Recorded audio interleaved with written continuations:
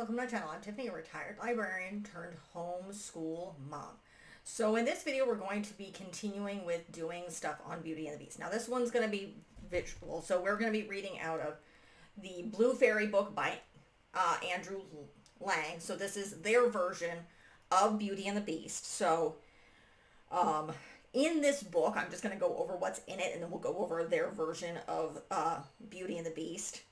So what this one has in it is the Bronze Ring, Prince Highcap and the Dear Little Princess, East of the Sun and West of the Moon, the Yellow Dwarf, Little Red Riding Hood, the Sleeping Beauty in the Wood, Cinderella or My Little Glass Slipper, Aladdin and the Wonderful Lamp, the Tale of a Youth Who Set Out to Learn What Fear Was, Rumpelstiltskin, Beauty and the Beast, the Master Maid, that's Kendra.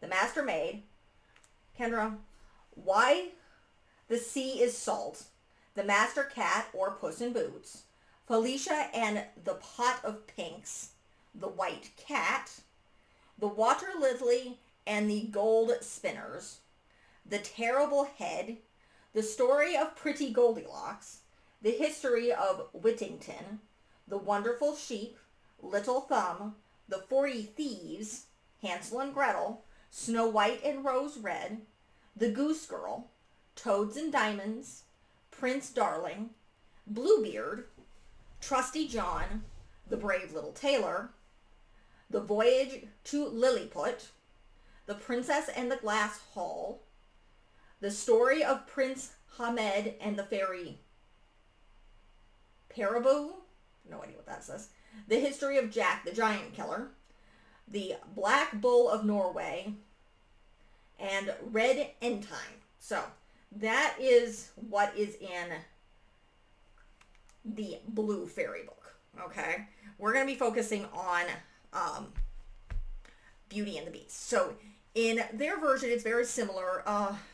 Again, they go back and forth here. So again, they're taking it, obviously, this book is full of a variety of fairy tales. So in this story, what they have is, again, you start off with the wealthy merchant. In this case, again, he has 6 children, or 12 children. Is it 6 or 12 children in this version? Let me go back to the book. Beauty and the Beast. All right. He has how many children in this one? That's the Master Maid. That's not what I want. Let's go back to the beginning of Beauty and the Beast. So this thing has no pictures, just so you know. And again, I'm reading it virtually. You can find this virtually, probably for free as well. I will put links below for this. And here we go. The beginning of this. Yes, he had 6 sons and 6 daughters. So, as opposed to some of the other versions that shorten it, where they cut out the sons and cut down the daughters, or cut out the siblings altogether. The Disney version will be getting to the films on those later. But so he's the wealthy merchant. He has 6 sons, 6 daughters. As is a lot of the stories, he falls on bad fortune. Their house burns down. He loses all his ships. They have to move to a cottage and work, essentially. The sons have to work the fields. The daughters have to do stuff, though, of course, Beauty, who's the youngest, is the only one. Yes, she is unhappy at the beginning. She's not perfect, but she chooses to make the best of things. So then Father gets a call. One of his ships has come in. The other children ask for gracious things. Of course, Beauty's sisters, and yes, they do not call her Belle, though Belle is beautiful in French. Okay? So they have directly translated it. This is what she would be called. That's the reason the film is called Beauty and the Beast. So Father goes off. The other, of course, siblings ask for all sorts of things. Belle, or Beauty, asks for a single rose, because her father insists, because otherwise she just wants his safe return. So he goes off, and of course the ship has been, by the time he gets there, everything's been taken to pay his credit, to pay his everything he owes. So he has nothing. So he's sad. He's going home. He's still poor. He's exhausted. He comes upon this castle. He goes in. There's nobody there. Eventually he finds a small room where he falls asleep. He wakes up. There's dinner for him. He eats. He goes back to sleep. He wakes up.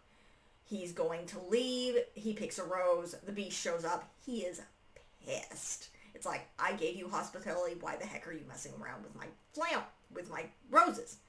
And he's like, begs for forgiveness. I got this for my daughter. I'm sorry. And the beast again makes the deal. Here's the deal. I trust you. You can go home. I will give you a horse. You have 3 weeks, and one of your daughters has to come to me of their own free will. Now, what is different from the original tale with this is, in the original tale, he has him take gold and stuff and gifts in a trunk with him. And they don't do that at this point in the story. So the merchant stays overnight, leaves the next day, goes home, eventually tells his family. Beauty, of course, agrees to go. 3 weeks come.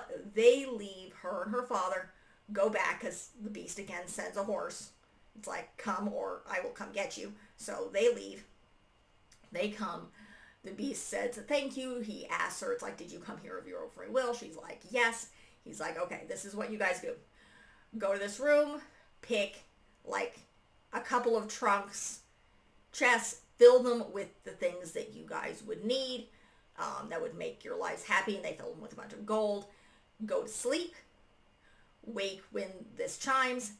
You will have breakfast, and then your father will leave, and yes, I will make sure these things get delivered to you.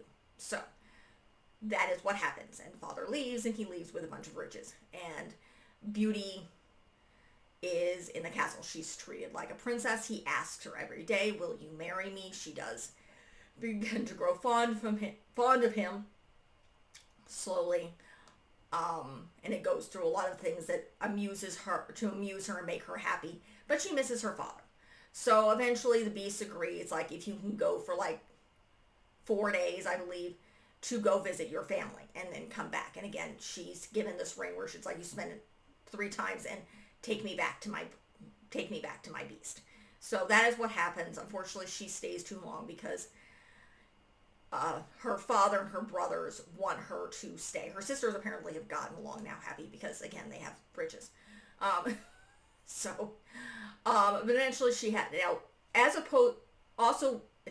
forgot to mention this, as in the original book, which I don't have on me right now, when she falls asleep, she does interact with this prince who comes to her in her sleep saying, everything is going to be all right. You just have to do these things and everything will be fine.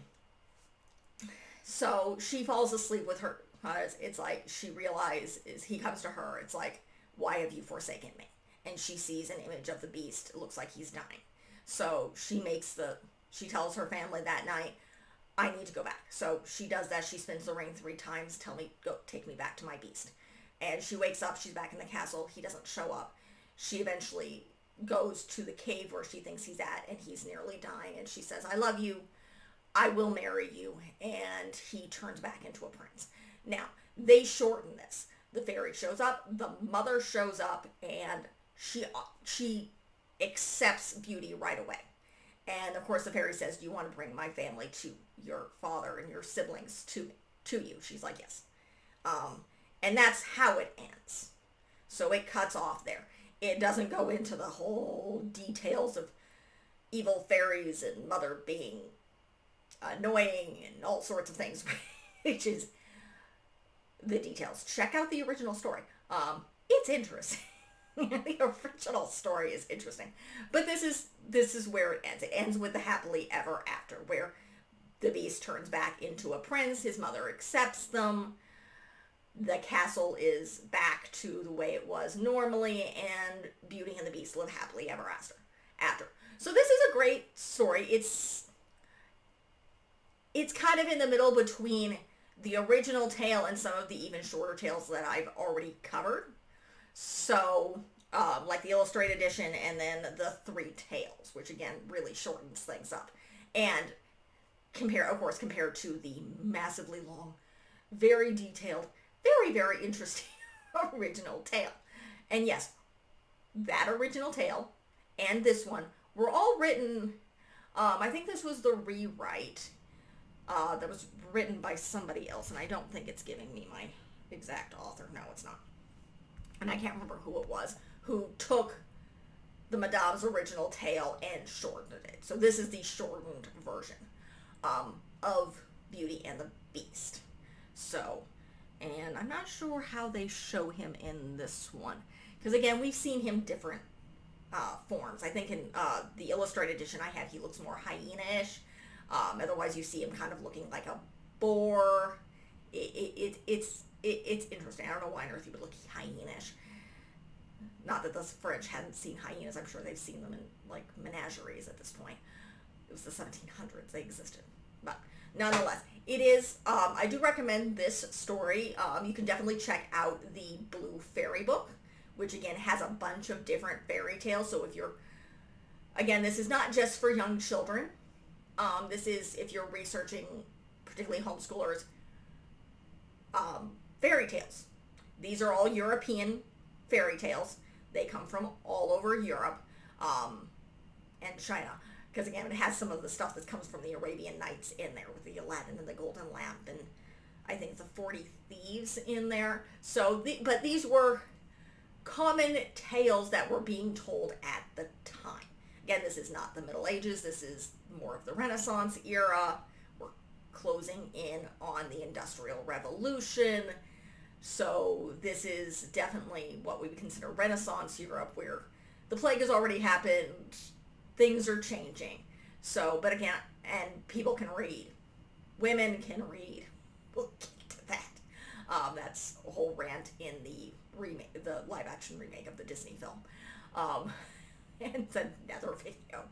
But again, these tales were, in fact, particularly these fairy books, were very popular around the 1800s, 1900s, through the Victorian and the Edwardian era, when childhood was really a thing.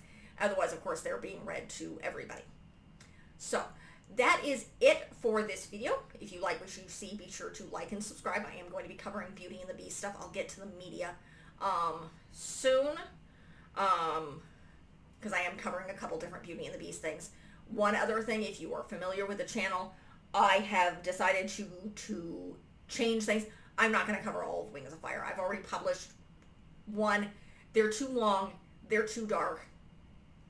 I may get to them at a later date. I own them, so I can do that. I'm going to switch. I found a children's dragon series that I'm going to read through that's much shorter. It's only 13 books, so I'll review those instead. And eventually we may get to Wings of Fire. I may do them books sporadically over time. But we will see. So, look forward to that. Check out the rest of the channel. Look forward to more Beauty and the Beast. And I'm thinking next year we're going to do some more fairy tales. So, that's incoming. So, again, like and subscribe. Leave a positive comment if you have one. Emphasis on the positive comments here. And thank you.